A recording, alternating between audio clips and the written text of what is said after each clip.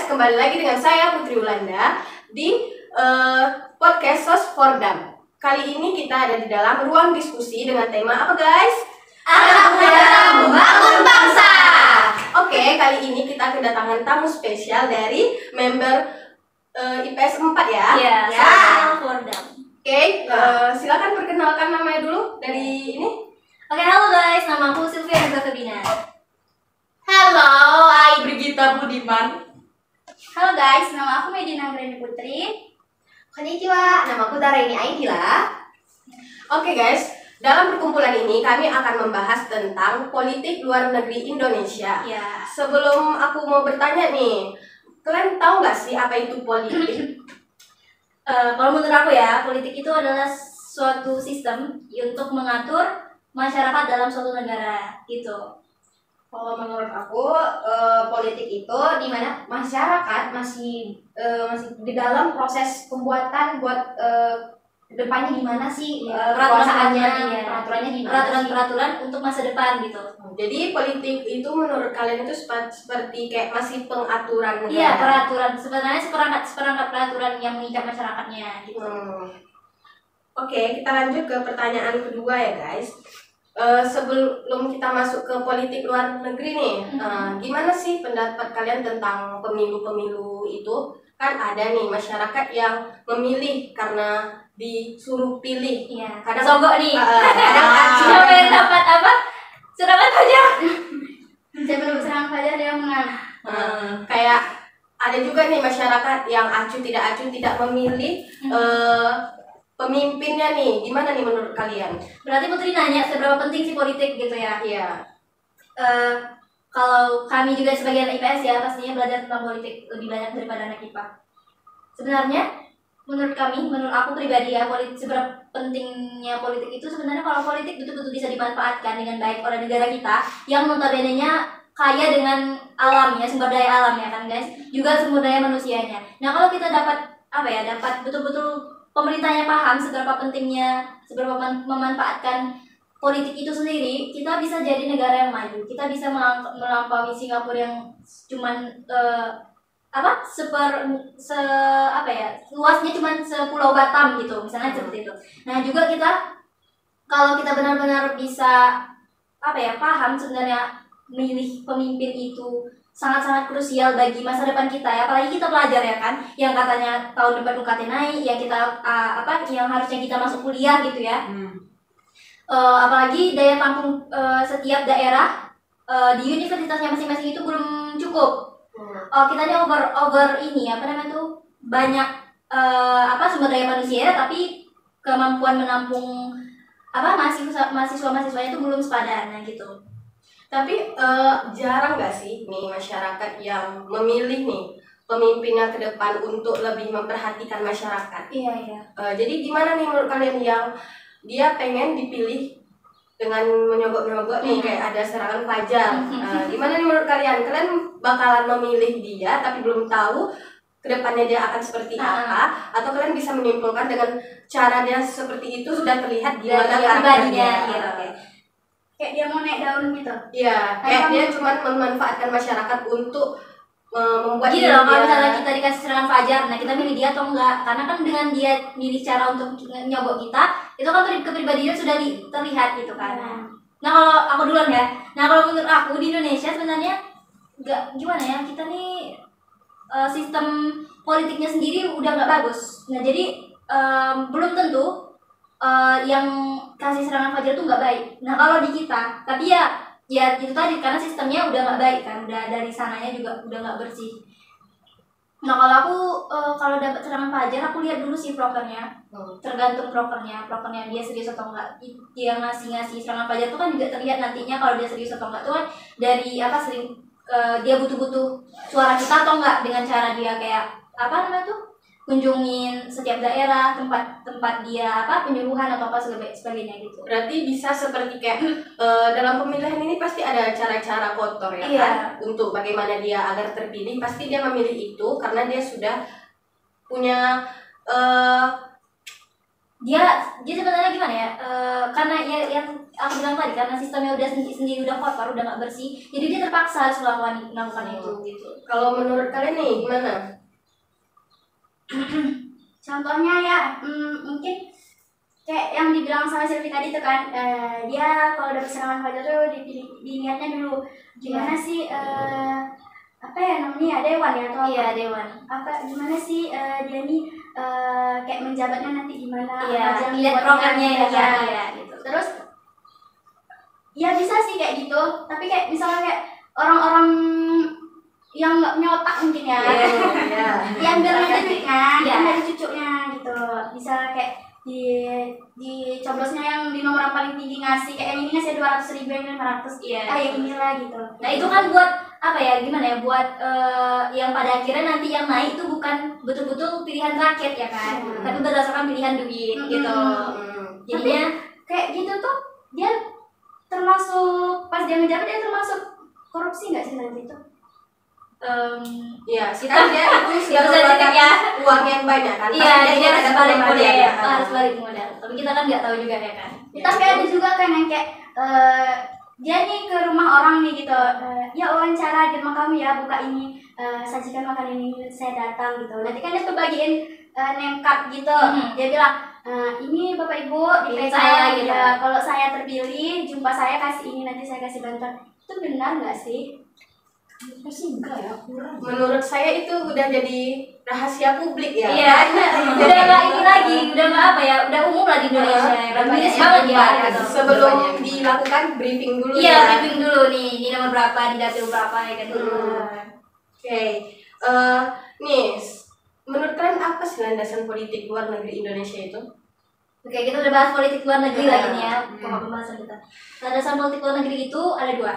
Pertama adalah landasan ideal. Nah, landasan idealnya adalah landasan atau patokan pemerintah dalam apa ya, melaksanakan politik luar negeri. Nah, landasan idealnya itu apa? Landasan idealnya itu adalah Pancasila. Karena Pancasila mengandung nilai-nilai yang merupakan tujuan dari negara Indonesia melakukan hubungan luar negeri. Karena apa? Karena di dalam Pancasila itu ada nilai-nilai yang apa ya, yang menjadi patokan Indonesia. Dia sebagai latar belakang kita yang memperjuangkan bangsa kita dengan mati-matian, yang pernah merasakan penindasan dari negara lain ya. Jadi itu adalah landasan idealnya politik luar negeri kita. Yang kedua adalah landasan konstitusional. Nah, landasan konstitusional ini terkandung dalam Undang-Undang Dasar Negara Republik Indonesia 1945, atau yang spesifiknya ada di pembukaannya, di alinea pertama. Apa guys? Bahwa sesungguhnya kemerdekaan itu ialah hak segala bangsa, dan oleh sebab itu maka penjajahan di atas dunia harus dihapuskan. Oh, berarti landasan Indonesia itu ada dua ya, landasan ideal dan landasan Konstitusional. Oke. Ini nih aku mau nanya nih ke kalian. Apa sih tujuannya pada politik luar negeri Indonesia tuh? Kenapa kita mau melakukannya? Ya, yang pertama pastinya dasar apa ya? Ini ilmu sosiologi ya, kalau apa? Setiap manusia manusia itu adalah makhluk sosial. Nah, kita analogikan dalam konteks negara. Nah, negara nggak bisa berdiri dengan sendirinya kan. Walaupun kita kaya dengan alam, tapi kan kita belum tentu bisa mengolah semua itu dengan baik. Bisa menjadikan itu barang-barang yang betul-betul udah siap jadi gitu. Nah, dengan melakukan hubungan politik luar negeri, dengan kerjasama di berbagai bidang, Indonesia bisa memenuhi kebutuhan hidupnya, kebutuhan nasional. Nah, negara yang kita kerjasama pun juga bisa memenuhi kebutuhan apa yang nggak bisa mereka buat sendiri, apa yang nggak bisa mereka ciptakan sendiri gitu. Berarti ada perubahan-perubahan di setiap negara ya. Oke, kita lanjut ke pertanyaan selanjutnya. Apa yang kita hasilkan dalam hubungan luar negeri? Kalau menurut aku, dari kalau kita masuk ke politik luar negeri ini kan ibaratnya kita kan berhubungan dengan negara-negara lain. Iya. Jadi kita dapat hasilnya tuh dari teknologi, pertahanan, pokoknya industri, di mana industri itu kita tukar barang gitu, Iya. ibaratnya kayak impor dan ekspor. Di mana rempah-rempah yang kita antar ke mereka, nanti mereka tuh teknologinya Atau kasih ke kita, kita kan tukar menukar. Barter. Gimana Hubungan nih? mutualisme lah. Berarti kalian setuju nih sama pendapatnya Zara ini? Ya, kalau aku sih mau nambahin, Hmm. apa namanya tuh sebenarnya spesifiknya Indonesia apa ya menjalin hubungan kerjasama dengan luar negeri itu pastinya yang pertama itu ini dalam konteks menjaga perdamaian dunia kan, karena dengan kita bekerja sama dengan negara lain kan otomatis ada nih hubungan kita sama negara ini, jadi kita nggak ada alasan untuk berkonflik dengan mereka gitu. Berarti ada lah ya menguntungkan masyarakat. Iya. Oke, lanjut ke pertanyaan selanjutnya.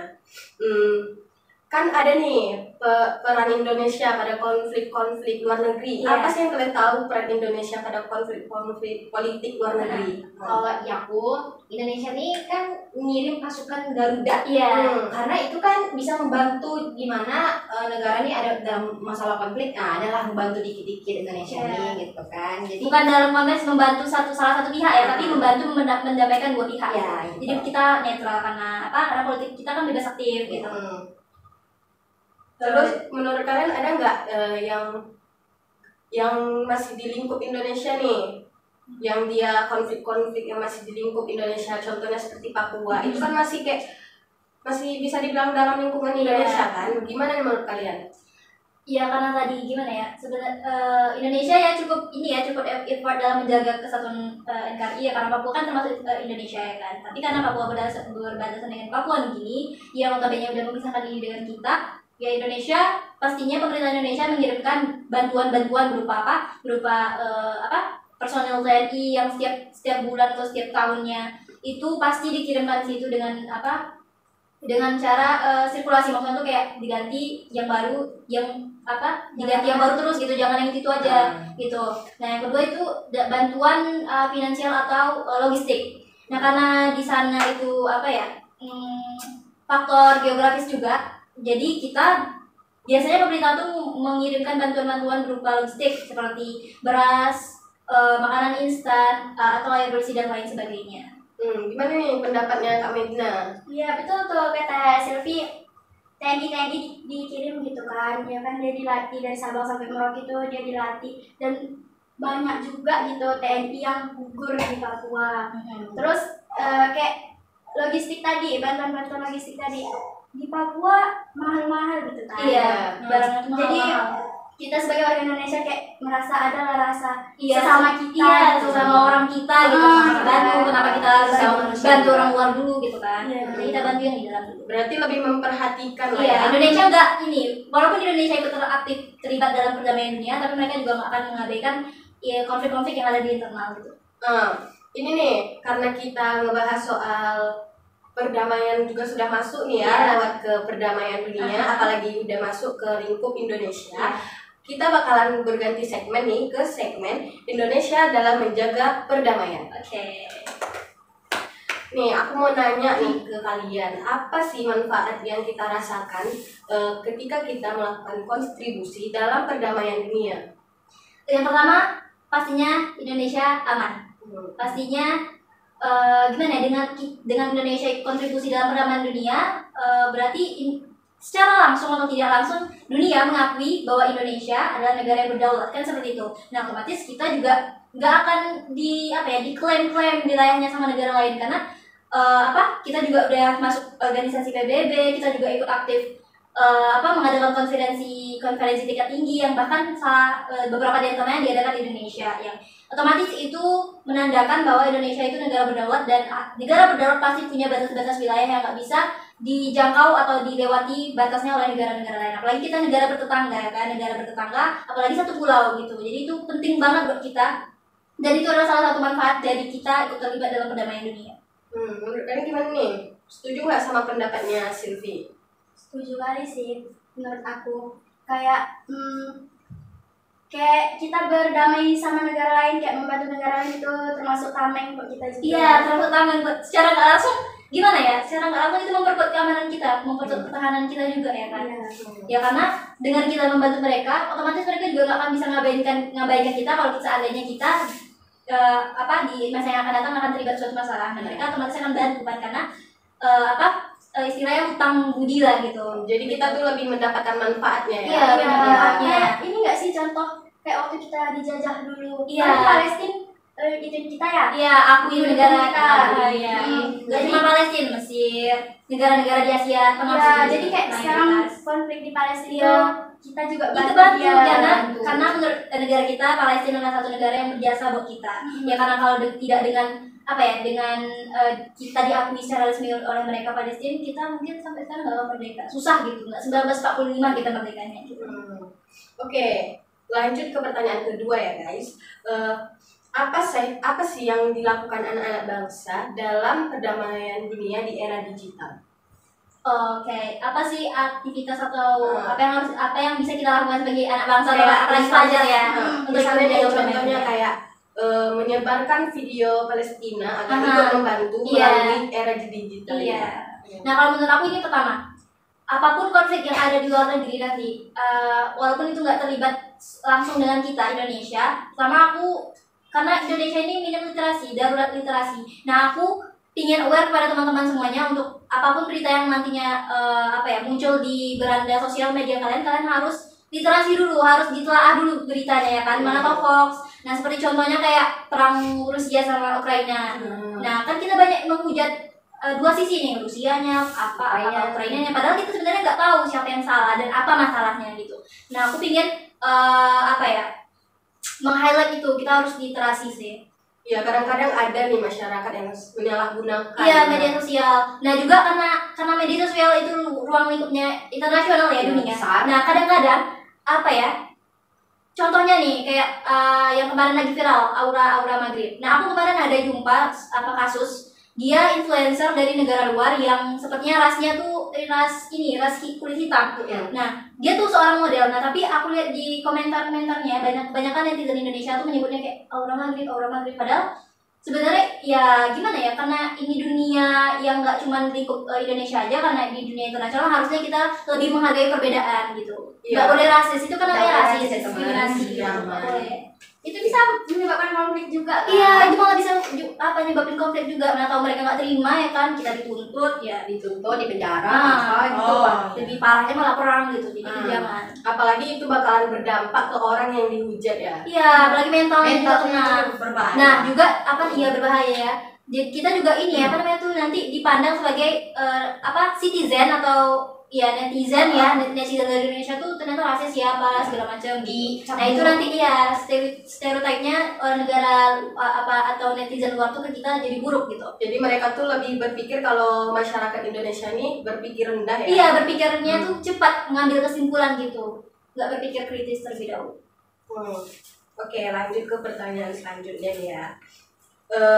Menurut kalian apa peran Indonesia dalam perdamaian dunia pada Rohingya lah ya? Itu tuh kayak kan mereka itu diusir ya dari negaranya, terus dibawa ke Indonesia, tapi masyarakatnya kan tidak menerima. Jadi itu peran pemerintah atau harus meminta pendapat dari masyarakat dulu nih. Iya. Kan kadang ada nih, kita terganggu nih ya sama orang-orang Rohingya yang datang ke Indonesia. Sedangkan di sosial media nih seolah-olah Indonesia nih menerima kayak membantu lah, padahal kita juga nggak senang akan hal itu. Pertama aku mau meluruskan, sebenarnya kita sebenarnya kita nggak ada loh statement yang menyatakan kalau kita menerima mereka secara terbuka. Nah mereka kan banyak ke sini secara ilegal. Nah yang kita tahu kalau organisasi dunia kalau nggak salah PBB juga, bagian dari PBB juga nggak tahu instansinya juga nggak tahu namanya, lupa.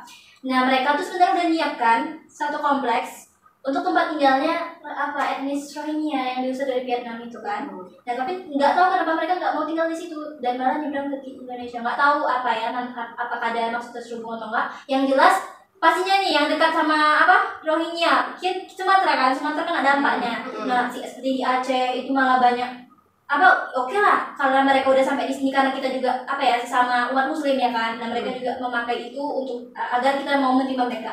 Mereka udah dikasih makan, udah dikasih tempat tinggal yang layak pun juga mereka nggak terima. Jadi sebenarnya mau mereka ini apa gitu, mereka ingin minta yang lebih. Sedangkan rakyat Indonesia aja banyak yang nggak ini di bawah lebih daripada mereka, tapi mereka malah kayak dikasih makan malah nggak mau ini lauknya, dikasih tempat tinggal nggak banyak sini gitu, banyak maunya gitu, padahal mereka juga nggak terima di sini.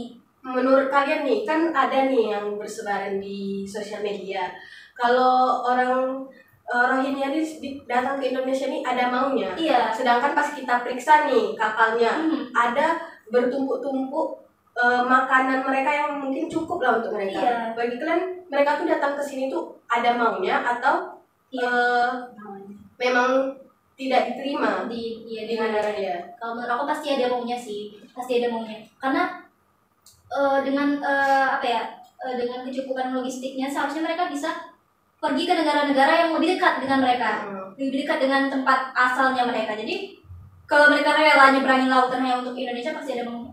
Menurut kalian gimana?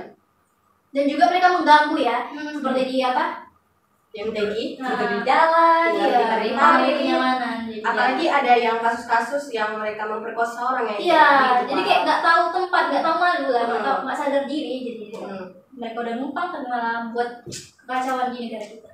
Gimana menurut kalian? Itu yang tadi dibilang sama Silvi, dia dibuatin satu kompleks gitu. Itu dia dibuatin di negara sendiri atau emang di Vietnamnya? Di ini, di apa namanya tuh?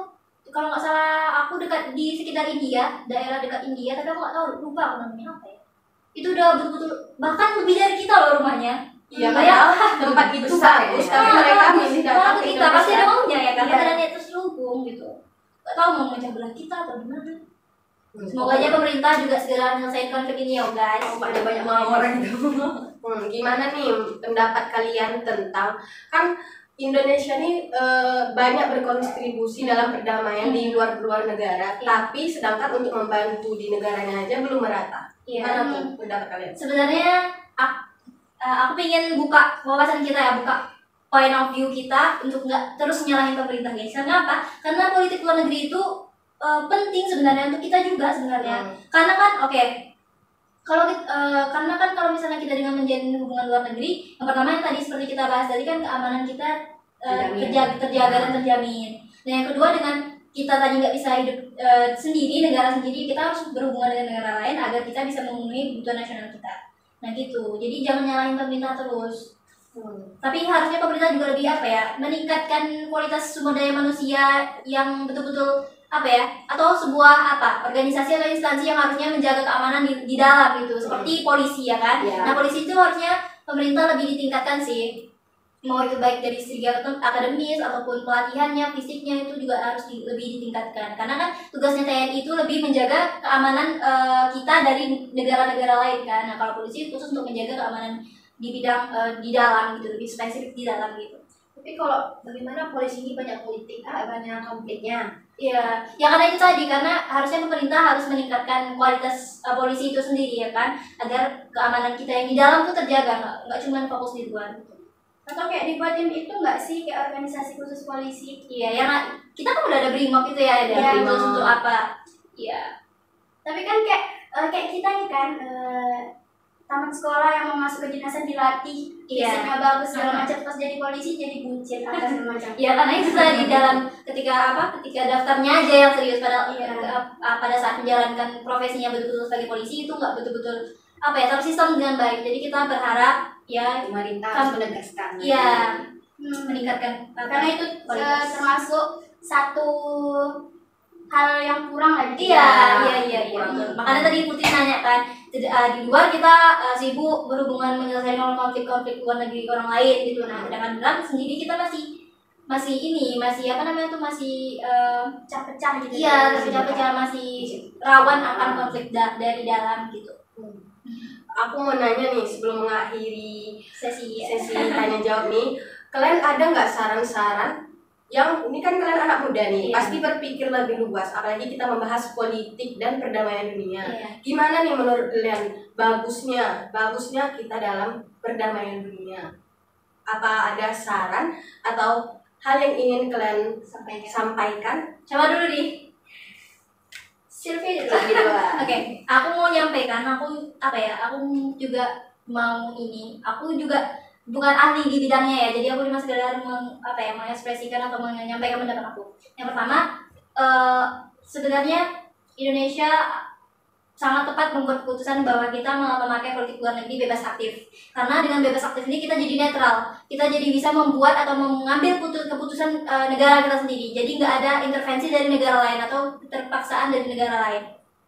Yang kedua, aku berharap Indonesia nggak cuman kerjasama dengan negara-negara yang udah kerjasama di sekarang.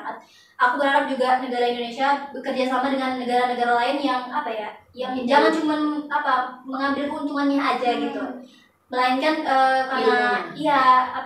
karena rasa sepenanggungan, rasa sedang Rasa peduli. ya peduli gitu.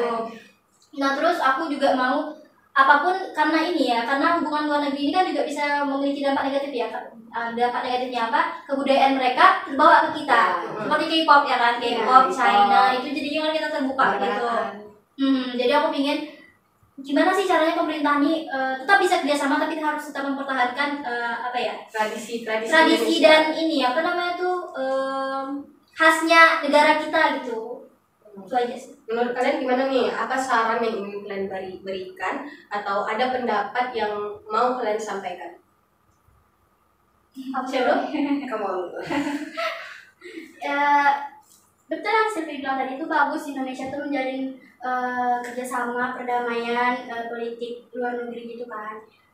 Terus kayak yang kita bahas tadi juga kayak politik di dalam juga harus dilihat gitu kan. Jangan kayak pilih kasih gitu kayak negara kita tuh mau berkembang maju gitu tapi lupa sama orang yang di dalam. Iya gitu betul. kan.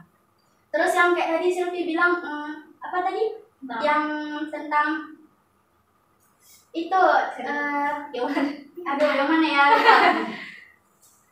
Kerja sama negara lain tanpa Ya. ngambil untung gitu. Terus yang kayak yang viral-viral sekarang tuh loh yang iPhone itu. Oh, yang masuk. dia masuk ke sini Itu. tapi pajaknya harus di Iya. kan ya. Iya. Berarti mereka Itu setuju atau enggak ditanya? enggak kali ya kan. Karena ya karena kan kalau dipikirkan secara matematis, secara ekonomi, ya kita banyak ruginya walaupun Iya sih. nantinya iPhone 16 tuh lebih murah di kita karena pabriknya di kita. Tapi kalau misalnya dia gratis pajak, ya itu lebih banyak ruginya karena pajak kita juga nggak semurah itu gitu. Iya. Karena banyak juga apa investasi asing yang ke kita ya kan, karena kita juga lokasinya strategis, sumber daya manusia juga berlimpah gitu. Jadi ingat ya guys, jangan kalian beli iPhone itu cuma karena gengsi. Kita Betul. gunakan alat Betul. teknologi sebaik-baiknya karena kita mendapatkan teknologi ini untuk belajar lebih berkembang. Kita harus bisa manfaatkan teknologi yang ada sekarang tuh di jalan yang positif. Kamera Android juga bagus. Iya, bagus sih. Iya, Bagus pada iPhone lagi. Ini aja pakai Android. Apa kita mereka? Merek Vivo. Merek Vivo, guys. Vivo. Nah, kalau menurut aku kedepannya masyarakat tuh harus peduli juga dengan isu-isu dari politik Iya yang betul, harus ada. lebih aware, harus lebih anak muda kita sebagai pelajar tuh harus lebih peduli dengan politiknya kita, jangan acuh dan nggak acuh gitu. Dan kalian harus beri pendapat kalian apapun yang masukan. positif tapi jangan yang negatif ya weh. Ingat. Oke, kalian harus mengambil contoh nih ya guys dari anak-anak muda yang ada di sekitar kita nih yang ada di video ini. Mereka nih jarang ya ada anak-anak muda yang mau membahas soal politik ya. Iya. Lebih kayak acuh dan gak acuh. Ya dengan adanya podcast Sos for Dam ini kami pingin aja teman-teman semuanya buat buat lebih sering ke diskusi-diskusi tentang masalahnya negara kita. Dan harus banyak literasi ya weh. Ya. Indonesia kurang literasi. Indonesia darurat literasi. Oke, saya akhiri podcast ini. Assalamualaikum warahmatullahi wabarakatuh. Oke guys, terima kasih udah mau nontonin podcast kami di ruang diskusi Sos for Dam. Thank you for your attention and we apologize for the mistake and we hope you guys can realize it in your life and semoga kita sebagai anak muda semakin aware dengan kondisi politik di Indonesia kita dan jangan lupa literasi. Saya Sylvia Nubra Febrina. Saya Putri Belanda. Saya Tarani Agila. Saya Medina Nureni Putri. Dan saya Brigita. Mohon maaf apabila ada kesalahan. Kami akhiri dengan wabillahi taufiq wal hidayah. Wassalamualaikum Assalamualaikum warahmatullahi